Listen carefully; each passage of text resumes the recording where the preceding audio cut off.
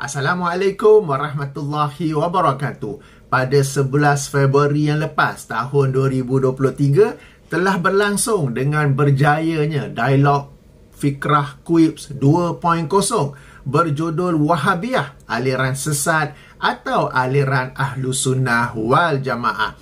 Telah pun beberapa hari berlepas dan sudah pun agak ramai yang memberi ulasan dan juga kritikan. Saya tidak mahu ketinggalan, maka dalam kesempatan ini ingin saya menyampaikan pandangan saya, ulasan saya dan juga kritikan saya. Sambil itu, jemput menikmati pemandangan penerbangan daripada Tokyo Narita ke Kuala Lumpur. Tapi taklah sampai Kuala Lumpur, okey.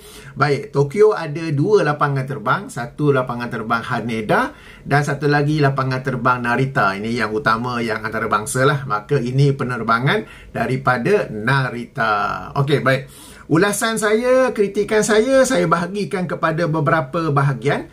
Pertama, sebelum berlangsungnya dialog Fikrah Quips 2.0 ini. Kedua ialah apa yang zahir ternampak di pentas dialog tersebut, apa yang zahir kelihatan. Ketiga, tentang kandungan ataupun konten dialog tersebut. Keempat, tentang sesi interogasi dan bidasan. Dan yang kelima, kesimpulan saya daripada dialog tersebut. Okey, baik. Kita mulakan dengan sebelum itu. Sebelum itu, perkara pertama yang ingin saya jelaskan kepada para penonton yang mungkin tidak tahu bahawa dialog Fikrah Quips 2.0 ini sebenarnya adalah perlaksanaan janji ataupun syarat yang sebelum ini dikenakan oleh pihak Ahli Sunnah wal Jamaah Research Group, yang ini ARG, sebelum mereka bersetuju untuk ikut serta dalam dialog Fikrah Quips 1.0 tentang Syekh Nazim Al-Haqqani dan juga Tarikat Naqsyabandiyah Al-Aliyah. Okay? Jadi ringkasnya, sebelum ini apabila Quips ingin melaksanakan dialog tentang Syekh Nazim Al-Haqqani dan Tarikat Naqsyabandiyah Al-Aliyah ni, pihak ARG kata, okey, kami setuju dengan syarat lepas ni kita buat pula, ataupun pihak Quips buat pula dialog kedua membicarakan tentang Wahabiyah. Apakah mereka ini aliran yang sesat atau aliran Ahli Sunnah wal Jamaah? Maka pihak Quips dan mungkin juga banyak pihak-pihak lain yang terlibat sama telah pun melaksanakan janji itu, telah pun melaksanakan syarat itu dengan pelaksanaan yang berjaya. Maka saya ucapkan tahniah kepada Quips dan juga kepada semua pihak yang terlibat. Itu yang pertama. Yang kedua, satu perkara yang mungkin sebahagian orang terlepas pandang, mungkin terlupa, tapi satu perkara yang sangat penting yang mesti saya sampaikan.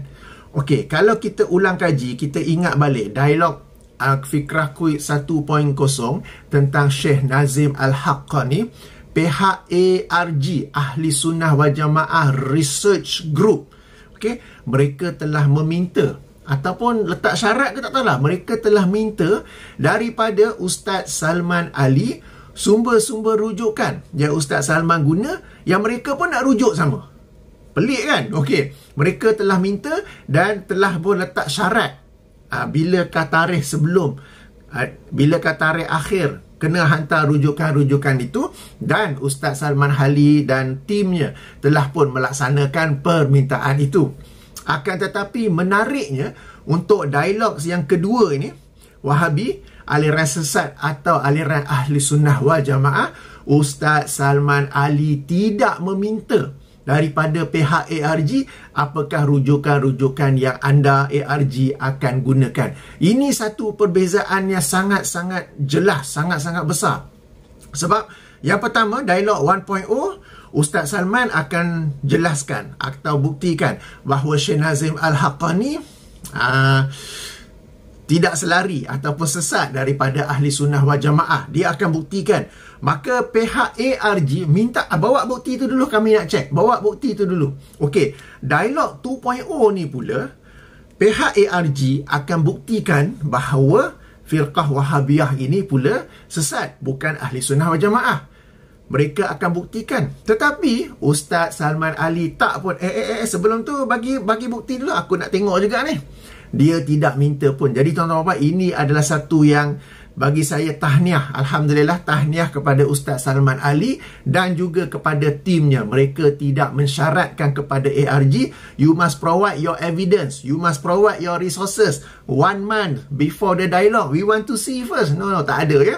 Jadi perkara ini, baik anda yang pro kepada ARG, baik anda yang pro untuk berkata Wahabiyah ini sesat, baik anda yang neutral, bagi saya anda tetap perlu memberi kredit kepada Ustaz Salman Ali dan timnya kerana mereka tidak mensyaratkan. Bawa dulu rujukan, bagi dulu bukti apa yang bakal dibentangkan pada 11 Februari kelak. Mereka tidak mensyaratkan sedemikian. Jadi ini bagi saya sesuatu yang major, sesuatu yang besar. Dan saya ulangi sekali lagi, tak kisah anda pro kepada Ustaz Salman Ali, anda pro kepada ARG, anda pro kepada Wahabiyah ni memang sesat, ataupun anda neutral saja, you must give credit to Ustaz Salman Ali and his team for not requiring all those references and evidence before the dialogue. Ini satu perkara penting. Dan kita sama-sama juga ingat, bila pihak ARG ketika dialog 1.0 dulu minta daripada Ustaz Salman Ali rujukan-rujukan yang akan digunakan ketika dialog tu nanti, bila dah sampai tarikh, Ustaz Salman dan tim pun, tim dalam bahasa Melayu sebuah pasukannya ke, dan okeylah, para pengkajinya bagilah. Kemudian ARG komplain pula, punyalah banyak lah, kau minta orang bagi, komplain pula banyak. Lepas tu bila dialog pula, terbukti mereka tidak membaca semuanya dan mereka telah berpusing kepada taktik yang lain sebab mereka sendiri tak sempat nak baca, ataupun mereka baca, sempat baca ish teruknya, lalu mereka pusing kepada teori lain ataupun strategi lain yang ini meragui kesahihan sumber-sumber tersebut, meragui kesahihan sumber-sumber tersebut sehinggalah bertanya ada ISBN atau tidak. Okey, kita tak lupa perkara itu ya. Baik, ini sebelum berlangsungnya dialog Fikrah Kuibs 2.0. Jadi tahniah pada pihak Kuibs, tahniah pada pihak-pihak yang telah menjayakan dialog ini, dan tahniah kepada Ustaz Salman Ali dan juga pasukan penyelidiknya kerana tidak mensyaratkan kepada ARG, bawa dulu rujukan-rujukan, bagi dulu rujukan-rujukan yang bakal anda bentang, bakal anda kemukakan, bakal anda gunakan ketika dialog pada 11 Februari itu. Okey, baik. Itu yang pertama. Sekarang yang kedua, yang ini apabila dialog hendak bermula. Zahir yang kelihatan di pentas ialah Ustaz Salman Ali seorang dan pihak ARG 2 orang, yang ini Ustaz Engku Ahmad Fazil dan juga Ustaz ataupun Kiai Nur Hidayat. Baik, dalam sesi tersebut, Ustaz Engku siap memberi penjelasan untuk menjustifikasikan kenapa ada 2 orang. Okey, tak apa. Tapi satu perkara yang saya nampak, pendekar sudah tak ada. Pendekar ke hulu balang ke, ingat tak? Kuib 1.0, 1.0. Di belakang tu ada seorang pendekar kan, tukang silat ke apa, duduk diri punya lah lama. Saya daripada dulu sampai hari ni, daripada dialog 1.0 sehinggalah kepada dialog 2.0, sampailah pada hari ni 16 Februari. Okay, 16 Februari, 5 hari sebelum dialog, saya masih tak faham apa fungsi, apa manfaat kehadiran, nak sebut pendekar ke, pendekar itu di belakang tu, sebagai kesan psikologi ke, nak menakutkan ke, sebagai bodyguard ke. Tapi okey, untuk yang dialog kedua ni, Ustaz Engku pun dah faham benda tu ataupun orang tu sebenarnya tidak diperlukan, maka tidak ada lagi ya. For that particular person who have to stand behind for hours, I feel pity for you. Baik, alright. Meskipun di pihak ARG ada 2 orang, tapi perasan tak, ketika sesi interogasi ataupun rebuttal, salah seorang atau kedua-dua orang ada duduk bincang melalui telefon. Saya tak tahu apa yang sebenarnya dibincangkan dalam panggilan telefon tu kan, ada nampak kan duduk telefon kan. Tapi something very fishy. Seolah-olah saya tak tahu, secara confirm kita tak tahu apa, seolah-olah they are discussing, mereka sedang membincang perkara yang berkaitan dengan dialog itu dengan seseorang lain. Okay, kalaulah benar sangkaan saya itu, ini adalah sesuatu yang sangat tidak adil. Sebab kita nak bincang, anda dah bawa 2 orang, Dan sekarang ni anda nak kena bincang pula. Kita tak tahu dengan orang ketiga ke, orang keempat ke. Tuan-tuan berapa perasan ke saya seorang perasan? Okay, cuba tengok balik rakaman tu. Saya tengok rakaman yang 6 jam. Saya tak tengok sesi live secara langsung sebab saya bertugas. Jadi saya tonton rakaman lepas tu. Dan saya perasan duk tengok. Bukan sebab sebahagian orang mungkinlah maktabah syamilahnya dalam phone ke apa. Tapi di hadapan mereka ada laptop juga, ada iPad juga saya nampak kan.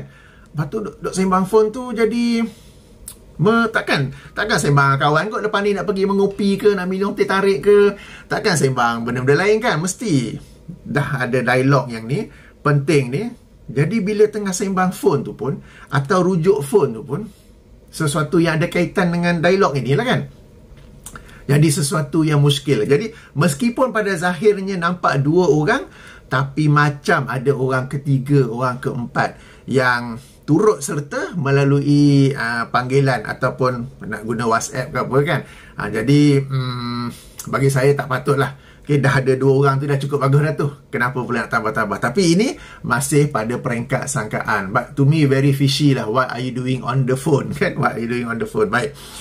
Satu perkara lain ialah sekali ini alhamdulillah Ustaz Engku telah pun lebih matang daripada sebelumnya, di mana beliau telah pun memberi peluang kepada panel kedua ARG, iaitu Kiai Nur Hidayat, untuk turut bercakap ketika dialog itu ya, baik sesi pembentangan ke, sesi interogasi ke, rebuttal ke. Kita sama-sama ingat panel kedua dalam sesi dialog 1.0 dulu, Babar Rashid tak silap ya, Babar Rashid tak bersuara langsung, baru nak bersuara sikit je dah kena okey lebih pula tahu kan, dah lebih kurang begitulah maksudnya kan. Jadi kita sama-sama ingat, dan kita juga dapat lihat bagaimana Ustaz Engku sudah bertambah matang daripada sebelum ini. Kali ini dia bawa panel kedua dan dia memberi peluang kepada panel kedua untuk turut berbicara.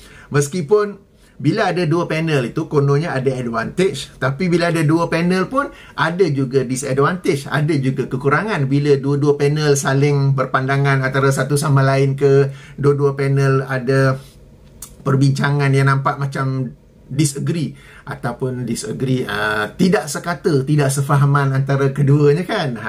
Okey. Menyebut tentang dua panel, okey, nak bawa dua panel. Maknanya Ustaz Engku dan seorang lagi jemputan, dalam kes ini Kiai Nur Hidayat. Saya ada satu soalan yang bermain-main di fikiran saya. Okay, sebelum itu saya bukan anti kepada Indonesia. Saya mengakui bahawa di Indonesia, negara jiran kita, sesama kita umat Islam, di sana banyak tokoh-tokoh agamawan yang hebat, yang berilmu, baik Asy'ariyah maupun Salafiyah, banyak di sana. Okey, dan saya menghargai ilmu mereka, menonton juga video-video YouTube mereka yang Salafi lah, bukan yang Asy'ariyah kan. Okey. Cuma soalan saya, di Malaysia ni tak ada orang lain ke pihak ARG nak jemput jadi panel kedua? Saya bukan, sekali lagi saya ulangi, saya bukan merendahkan. Saya bukan merendahkan atau mempersoalkan panel daripada Indonesia. Okay, mereka pun hebat. Cuma pihak ARG tak ada orang lain ke nak jemput daripada kalangan tokoh-tokoh ARG di Malaysia yang memang ARG.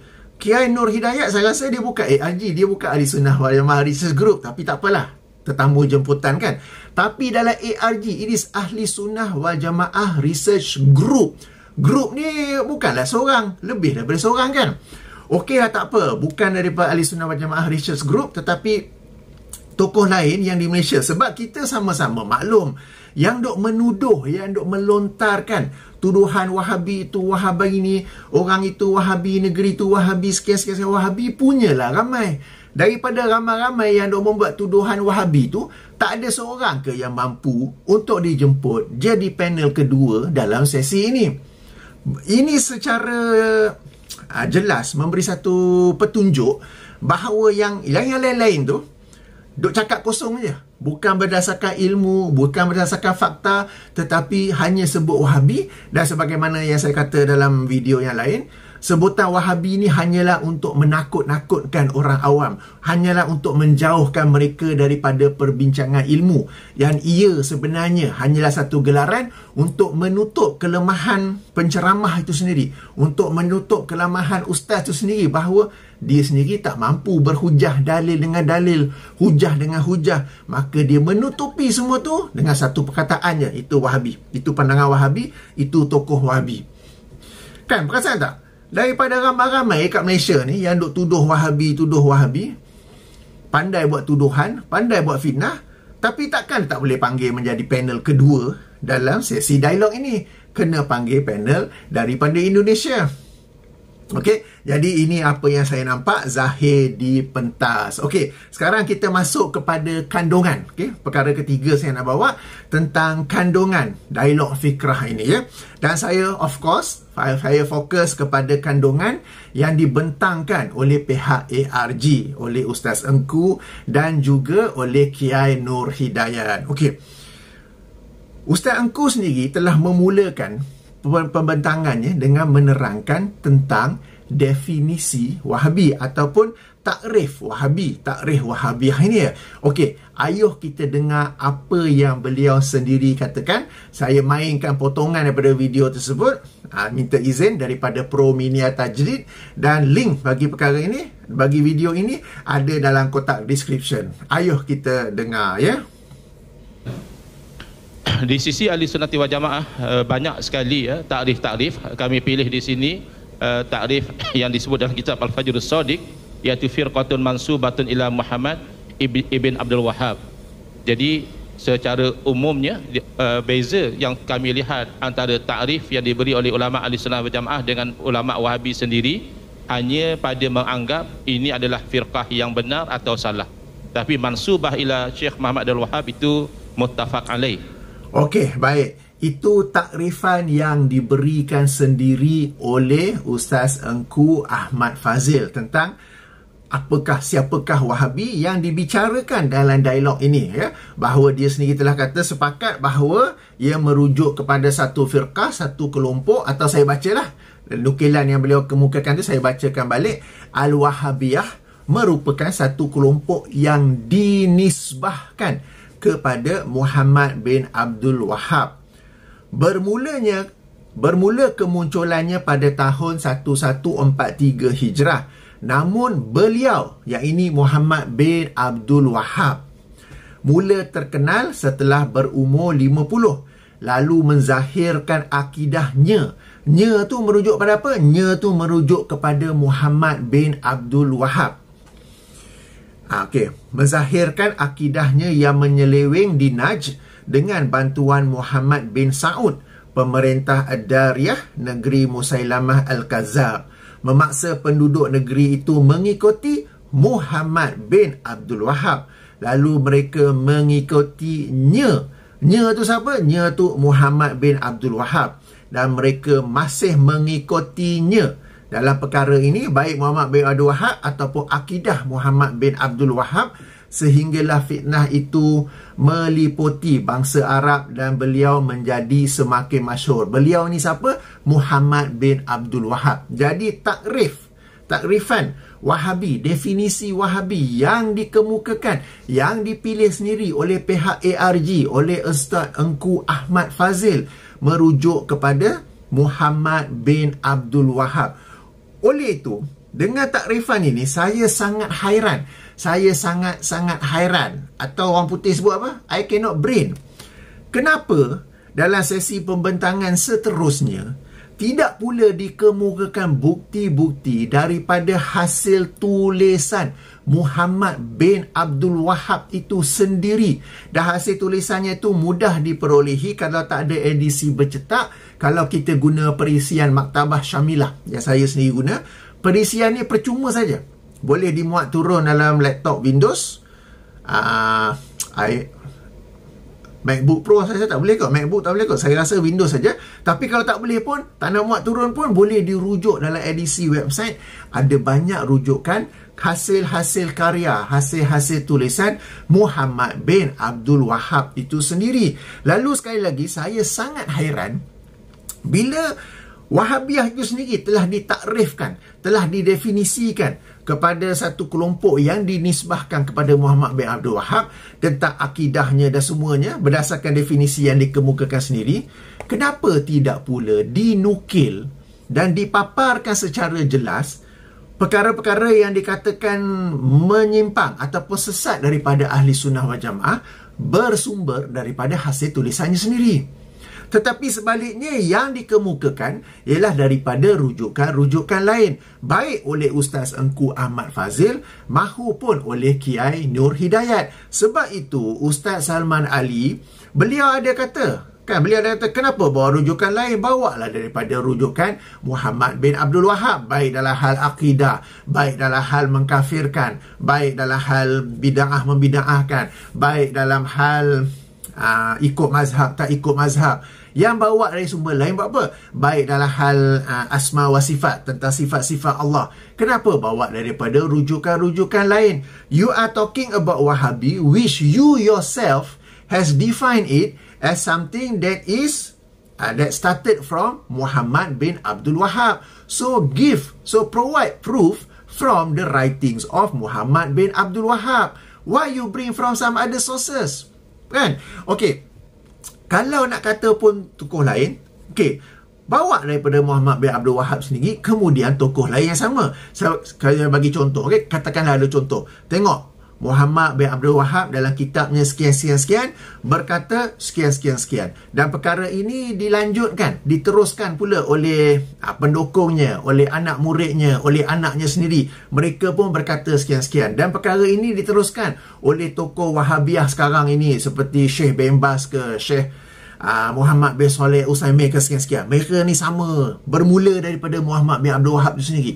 Begitu caranya. Sebab you sendiri, walaupun tajuk ialah Wahabiyah, aliran sesat atau aliran sunnah wal jamaah, meskipun tajuknya Wahabiyah, anda sendiri, wahai Ustaz Engku Ahmad Fazil, anda sendiri, wahai ARG, telah memberi takrifan bahawa Wahabiyah ini satu kelompok yang dinisbahkan kepada Muhammad bin Abdul Wahab, menzahirkan akidahnya yang menyeleweng. So tunjuk daripada rujukan dia sendiri, daripada tulisan dia sendiri, apakah akidahnya yang menyeleweng, yang sesat daripada akidah ahli sunnah wal jamaah.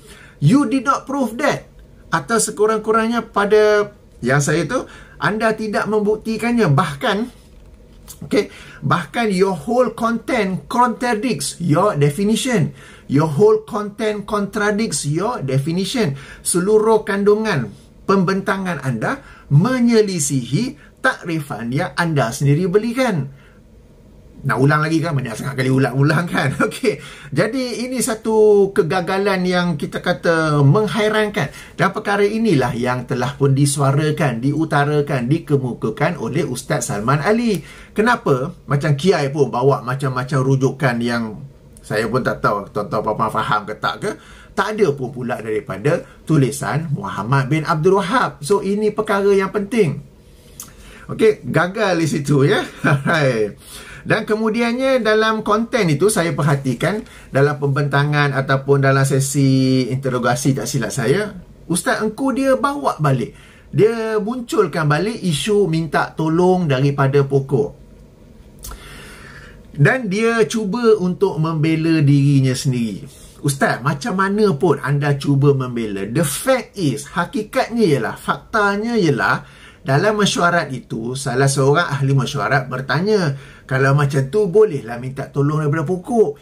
Soalan tu ditujukan kepada, tak silap saya, 3 orang yang hadir. Ustaz Engku ada lagi 2 orang kan. Lagi 2 tu tak jawab. Tapi anda, wahai Ustaz Engku Ahmad Fazil, telah melayan soalan itu dengan sekian kan. Okay. You should, anda patut pada awal lagi kata irrelevant. Lawyer kan, irrelevant, tak ada kaitan, tak jawab. Tapi anda sendiri yang jawab. So just admit your mistake. Dan kemudiannya orang pun dah lupa dah bab pokok tu. Okeylah, saya ingat lagi lah, okey kan. Yang anda pergi bawa balik sampai 2 kali, tak silap saya sampai 2 kali, trying to justify yourself dalam topik ini, apa kaitan? Kan? Okey, jadi masih tak matang je lah Ustaz Engku di situ ya, masih tak matang, masih nak membawa perkara tu, masih cuba nak membela, padahal Faktanya ialah anda ditanya. Yalah, salah seorang dalam mesyuarat itu yang bertanya. Anda pergi layan soalan tu, pergi explain panjang-panjang tu buat apa? Cakap daripada awal. Perkara tu orang tak buat. Habis cerita. Sebagaimana 2-3 lagi sahabat anda yang turut hadir dalam mesyuarat tu, mereka tak layan pun. Anda seorang saja layan. So tak payahlah nak okey. Tak baik pula nak ulang banyak-banyak kan. Okey. Satu perkara lain yang saya perhatikan pada pihak ARG, baik Ustaz Engku Ahmad Fazil dan juga Kiai Nur Hidayat, ialah mereka gagal, fail dalam public speaking skill atau public speaking time management. Tuan-tuan dan puan-puan, dalam public speaking ni, antara yang kalau kita belajar, baca buku lah, Complete Idiot's Guide to Public Speaking ataupun Dummies for Public Speaking, kan? Perkara penting is that you don't tell everything in that short time because your audience won't be able to process, won't be able to accept it. Maksud saya, tak payah dihamburkan, tak payah disampaikan semua dalam satu masa yang pendek, sebab anda akan bercakap dengan laju, tergopoh-gopoh, tergesa-gesa, dan audience hadirin anda, baik yang live maupun yang menonton rakaman, tidak akan dapat memproses semuanya. Saya bagi contoh. Katakanlah saya dijemput untuk memberi satu talk, dan dalam topik itu saya ada 20 poin yang ingin saya sampaikan. Okey. Dan penganjur bagi saya masa 2 jam. Okey, 2 jam nak cakap 20 poin. So, okeylah, sempatlah.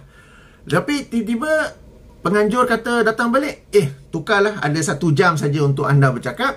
Dan dalam 1 jam tu pun anda cakap 45 minit. 15 minit lagi ialah Q&A. Okey, jadi bila dah ada 45 minit, bagi seorang public speaking yang tahu tentang public speaking skill, public speaking time management, you don't cram everything, all that 20 points in 45 minutes. Anda jangan mampatkan, sumbat semua 20 poin yang anda plan daripada awal cakap tu dalam 45 minit. Tapi anda kurangkan kepada, okeylah 45 minit, saya punya mukadimah 10 minit, tinggal lagi 35 minit. 35 minit tu saya sampaikan 5 poin cukup lah, saya sampaikan 4 poin cukup lah.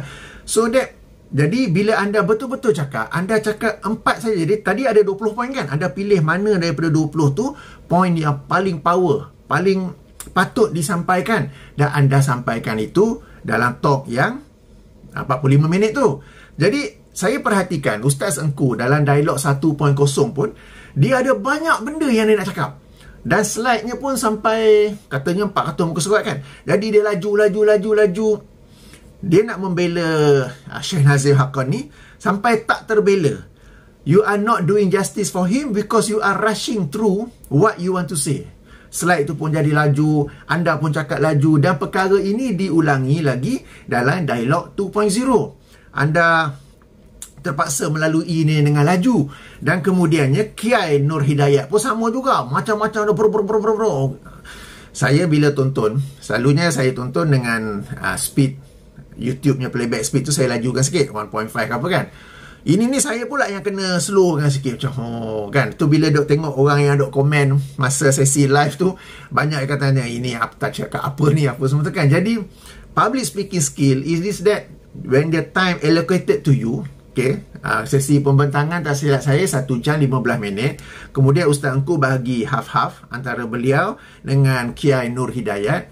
Maka katakanlah seorang tu ada 40 minit ke 35 minit ke, pilihlah 2-3 topik yang paling power untuk hantam Wahabi ni dengan sebukti yang sejelas-jelasnya daripada rujukan Muhammad bin Abdul Wahab tu sendiri, untuk meyakinkan orang ramai bahawa Wahabi ni memang sesat dan terkeluar daripada aliran Ahli Sunnah wal Jamaah. Tetapi apa yang anda lakukan, pertama, rujukan bukan daripada Ahli Sunnah wal Jamaah.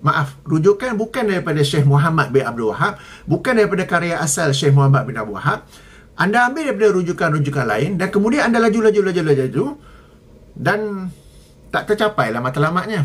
So, harapnya kalau ada dialog Fikrah Quick 3.0 ke apa ke, please learn some public speaking skill. Berbeza kalau saya buat video macam sekarang ni, saya buat video, there is no time limit. Saya boleh cakap suka hati. Jadi suka hati saya lah saya nak cakap banyak mana kan. But when you are given a time, then you must think during that time, during that period of time, how much information should I relay so that the audience is able to get benefit from it. It is not that how many things that I can talk, cakap, tapi audience lepas tu tak faham pun. Okey, supaya lepas ni berjaya sikit lah sesi daripada pihak ARG. Baik, itu tentang konten. Baik, sekarang seterusnya pula tentang sesi interogasi dan juga bidasan. Pertama kepada Ustaz Engku Ahmad Fazil. Alhamdulillah, tahniah saya ucapkan kerana nampak sekali lagi sudah menjadi lebih matang. Kenapa? Dia tak tanya ISBN kepada rujukan yang dikemukakan oleh Ustaz Salman Ali. Tak ada lagi tanya ISBN dan tak ada lagi tanya soalan umpama yes no. Jawab yes no saja ya. Jadi beliau sendiri telah pun belajar daripada pengalaman sebelum ini dan kita kata sudah pun bertambah matang. Cuma kemudiannya tentang phone tadi saya dah sebut. Dan ada satu lagi, yang ini minta ulang soalan. Saya perhatikan panel ARG, baik Ustaz Engku ataupun Kiai Nur Hidayat, minta Ustaz Salman Ali mengulangi soalan itu beberapa kali juga. Soalan ni okey, ulang lebih baik. Okey, yang ini saya nak bagi tahu, ini adalah sesi interogasi. You, kalau saya berada di sisi yang sedang diinterogasi, saya akan beri perhatian kepada soalan yang bakal ditanya oleh pihak yang menginterogasi saya. Maknanya jika saya di posisi ARG, saya akan duduk siap ataupun mungkin dengan pen and pencil untuk dengar siap-siap apakah soalan, apakah interogasi yang bakal ditanya. Ini sesi interogasi ni macam blur-blur, lepas tu ulang balik soalan.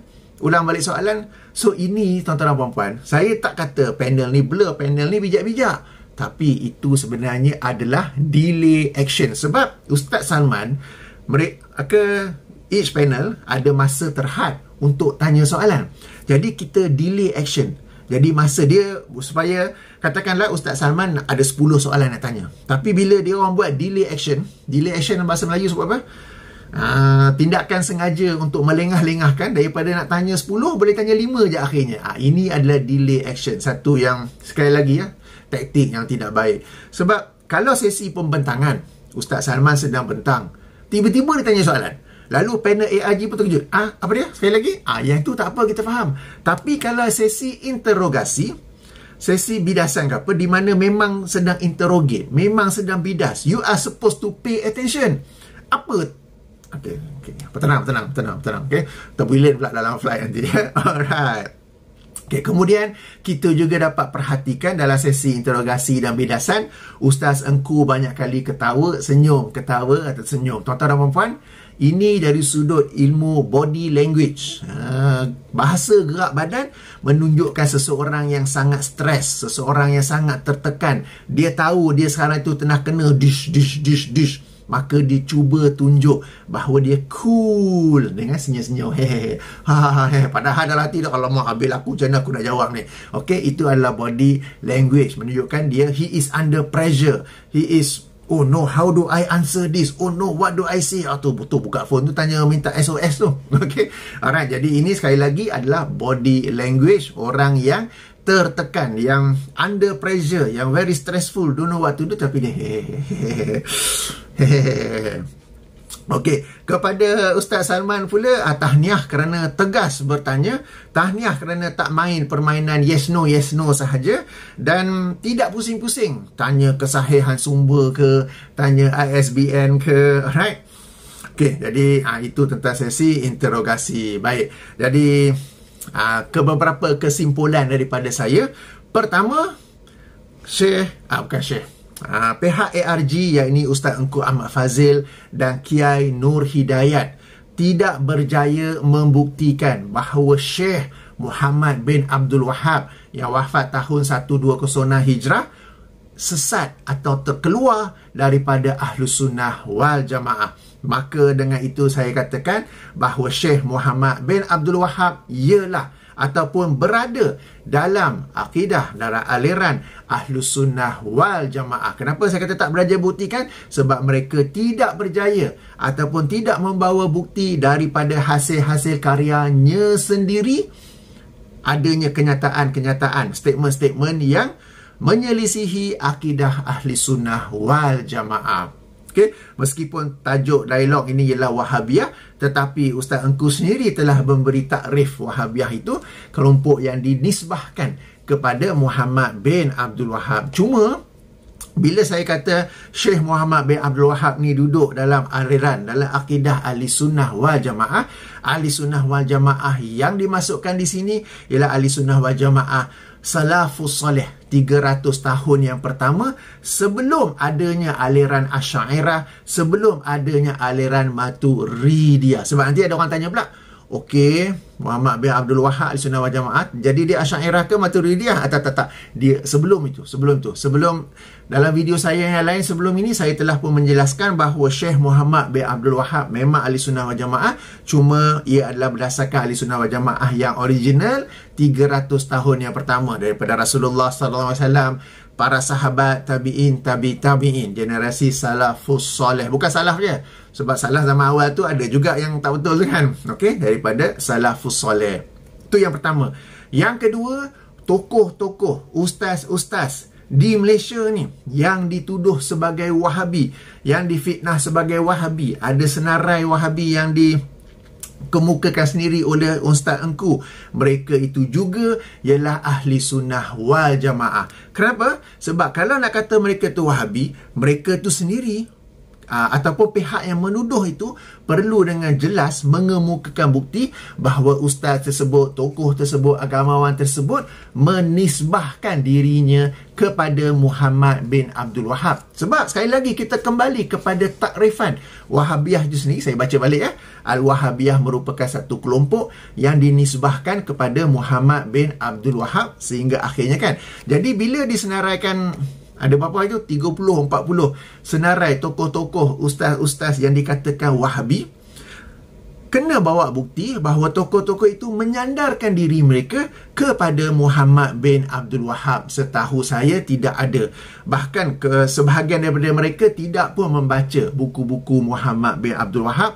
Sebahagian lagi membaca. Tetapi membaca sebagai seorang pengkaji, of course kita mengkaji, tetapi mereka tidaklah menyandarkan diri mereka, meskipun baca buku, tapi tidaklah menyandarkan diri mereka kepada Syekh Muhammad bin Abdul Wahab. Sekadar membaca, saya pun baca juga buku. Okay, tapi kita tidak menyandarkan kepada Syekh Muhammad bin Abdul Wahab. Jadi ini satu lagi kesimpulan yang penting. Termasuklah juga negeri yang dituduh sebagai negeri Wahabi, mufti yang dituduh sebagai mufti Wahabi, rektor yang dituduh sebagai rektor Wahabi, mereka tidaklah menyandarkan diri mereka kepada Muhammad bin Abdul Wahab.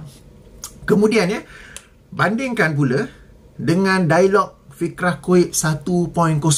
Alright, di mana Syekh ataupun Ustaz Salman Ali telah membuktikan daripada tulisan-tulisan Syekh Nazim Al-Haqqani sendiri, daripada Nazim Haqqani kemudian kepada anak-anak muridnya yang top, yang utama, yang meskipun pihak ARG kemudian meragui anak muridnya tu, mereka nak iktiraf seorang saja kan, bukti-bukti daripada tulisan ke video ke apa ke, di mana Syekh Nazim Al-Haqqani itu memiliki keyakinan yang menyelisihi daripada Ahli Sunnah wal Jamaah. This is from the source himself, from his own writings, from his own sayings, and it is verified by his own top students, as plural ya. Meskipun pihak ARG cuba pusing, konon-kononnya meragui kesahihan sumber tersebut, meragui anak-anak murid tersebut, mereka iktiraf seorang saja kan. Bandingkan ya. Maka demikianlah kesimpulan saya. Baik, moga-moga ada manfaatnya di sini. Jadi insya-Allah mungkin, saya tak janji, mungkin saya akan ulas pula secara spesifik poin-poin tertentu yang dikemukakan, sebab saya sedang follow juga perkembangan selepas dialog ni. Kalau orang lain dah ulas, tak perlulah pula saya ulaskan. Jadi double pula. Baik, sehingga sini saja ulasan saya. Subhanakallahumma wa bihamdika asyhadu an la ilaha illa anta astaghfiruka wa atubu ilaika. Tadi saya kata nak kritik kan. Okeylah, kritikkan kepada Ustaz Salman Ali. Kenalah pakai kopiah ke, songkok ke. Tapi saya sendiri tak pakai ya. Okey. Assalamualaikum warahmatullahi wabarakatuh.